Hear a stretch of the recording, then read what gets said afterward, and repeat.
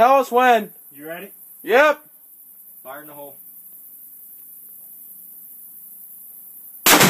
Woo! Boom shakalaka! Hello YouTube. Boomstick Billy here. It's my first video on YouTube. Just want to say what's up to everyone's watching my video. I got a couple things to go over today. I figure I got a couple cool things to show you guys, and kick the YouTube debut off right.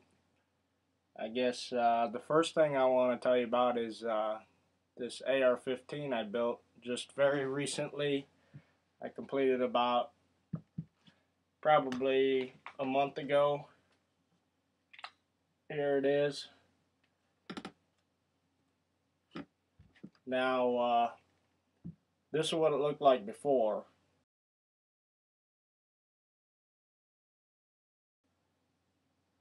And I was kind of going for the OD green look, but I ordered all kinds of parts from different people, and they all came in different colors, so it looked ugly as hell. My dad called it the rainbow gun. I called it scrap metal because that seemed pretty fitting, but I just gave this a paint job today, so I'll go over how I did that, what I used. The first thing I guess I'll do is I'll break this rifle down. I'll show you what I got, where I got it from, and why I got it. The rifle is clear. I'm not going to clear it for you guys. None of my videos, I will not clear any of my rifles because I do that all before I get on here. So all you fellas that are going to get pissed at me and put it in the comments about how I need to clear my rifle and whatnot, I already did. Okay, so basically what I have here is, well, I'll go over the gun first. How about, huh? So I'll take it apart here for you and I'll show you what I got. Alright, I'll start this breakdown with the upper here. I ordered a RGUNS upper. It was olive drab. That ran me $99. It was a stripped upper, but it came with the Ford Assist and the dust cover installed. I've got a Midwest Industries Gen 2 SS free float handguard on here. I ordered that because it was just probably one of the smallest diameter handguards that you can buy, which I like, and you get a good grip on it. And also it comes with 3 rails here that you can attach at the 3, 6, or 9 o'clock positions, anywhere up or down the rail. On the front here, I've got a Troy Industries medieval muzzle brake. That ran me $45, I think, at Midway. Also the handguard I got from Midway also.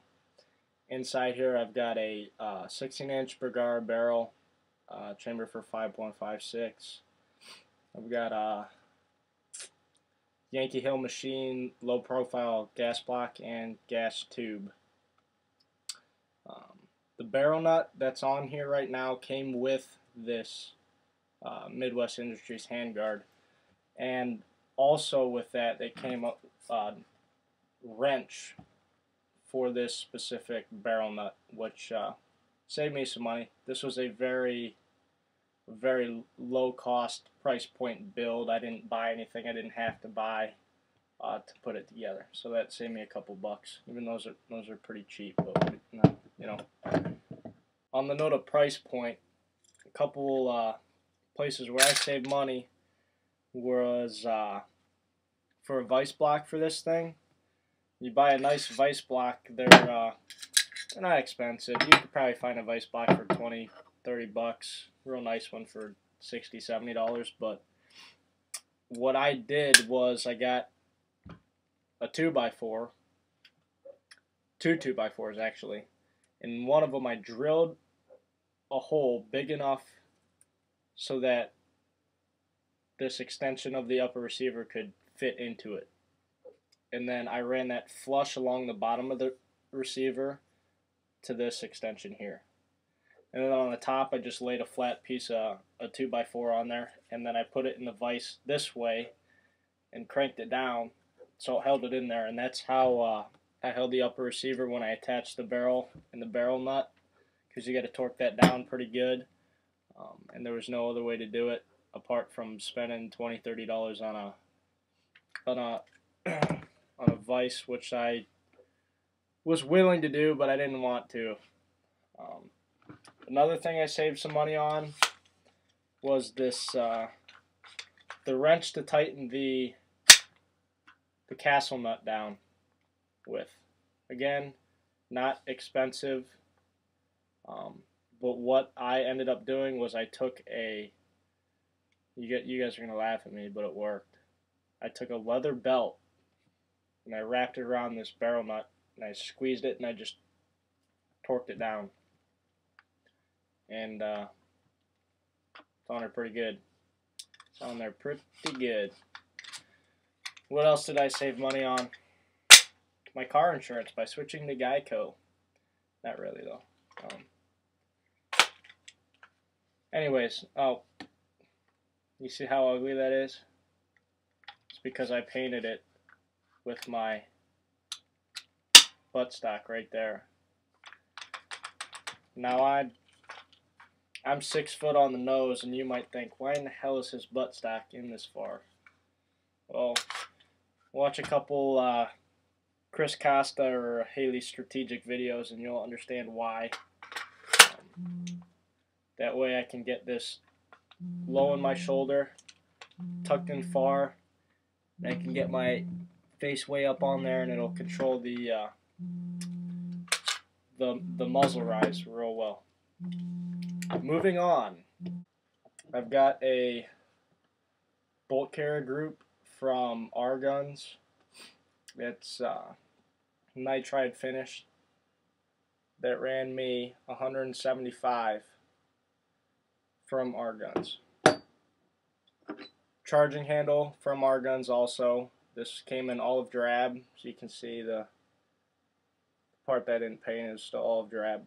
And what ended up happening was the charging handle matched the receiver very well, but this free float handguard that I got was also olive drab and it did not match at all. Also on the upper, I've got a Vortex Strikefire red dot sight. It's about the most affordable, high quality red dot you can get. A lot of people compare it to the aim point. You know, you can't really beat an aim point, but if you don't want to spend $400 or $500, that's a real good option to look at. Again, that's the Vortex Strikefire. The only thing I don't like about it is the 4mm dot. It's a little big. Onto the lower here. I've got a buttstock and buffer tube. This entire buffer tube buttstock assembly from RGUNS for $49. The stock was olive drab again. And I was surprised that it did not match the upper receiver at all. It was quite a bit darker. The upper receiver was not an olive drab color. It was more of a, well, I'll show you a picture there. It was quite a bit lighter than I was expecting. Also, the buffer tube buffer spring came with the buttstock assembly. I've got an RGUNS stainless lower parts kit in here. And this is a Delton lower that ran me $155. Note on this lower here, I'm 20 years old, and when I went to buy a stripped lower receiver, I didn't know this at the time, it didn't even cross my mind. You cannot buy a stripped lower receiver until you're 21 years old, because you can turn these into pistols. At 18, you can buy a completed lower receiver, just like this. You can buy that, but you just cannot buy the stripped lower receiver until you're 21 years old. That's in Ohio, by the way. I'm assuming that's a federal thing, but who knows, okay? For your reference.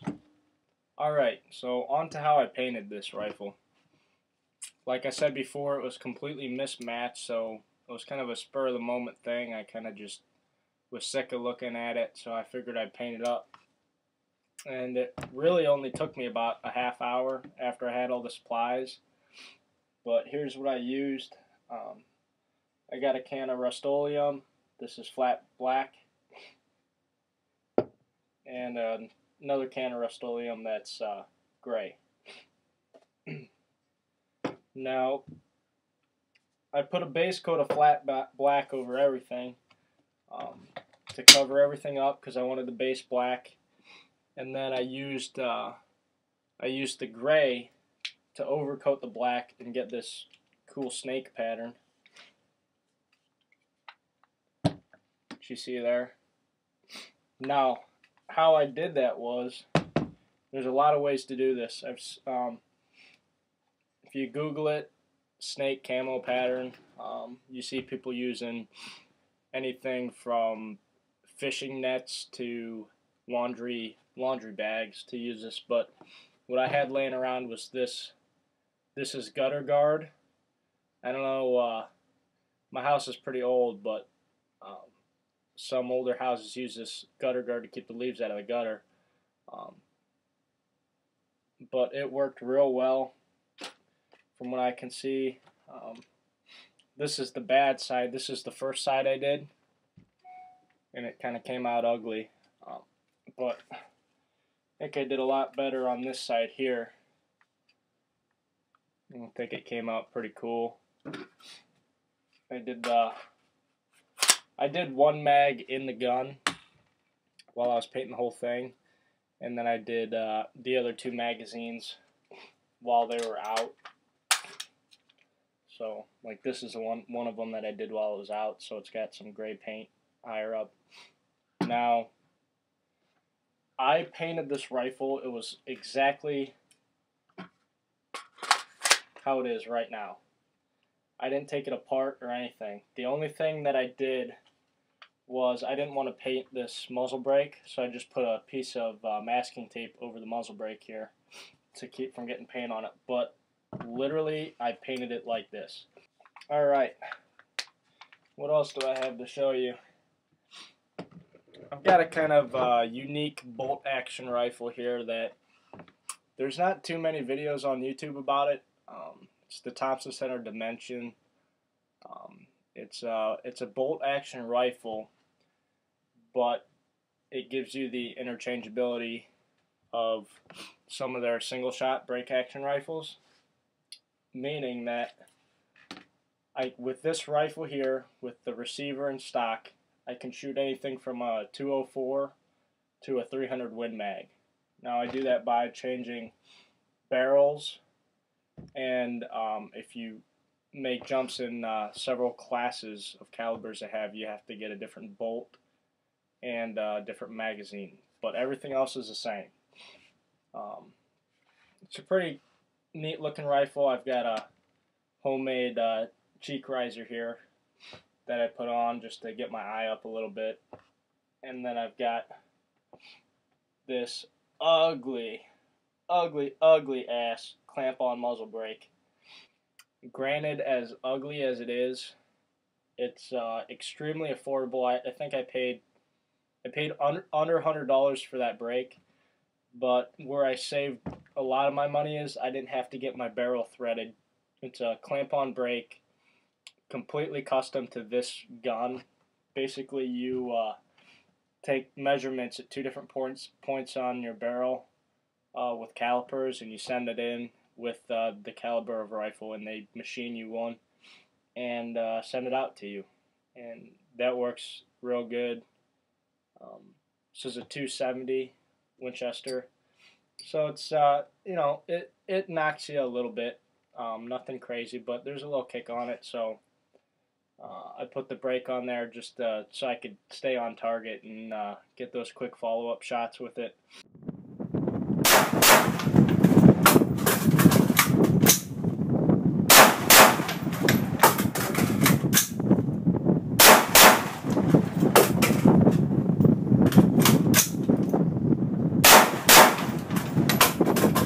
God damn, how many clips do you have?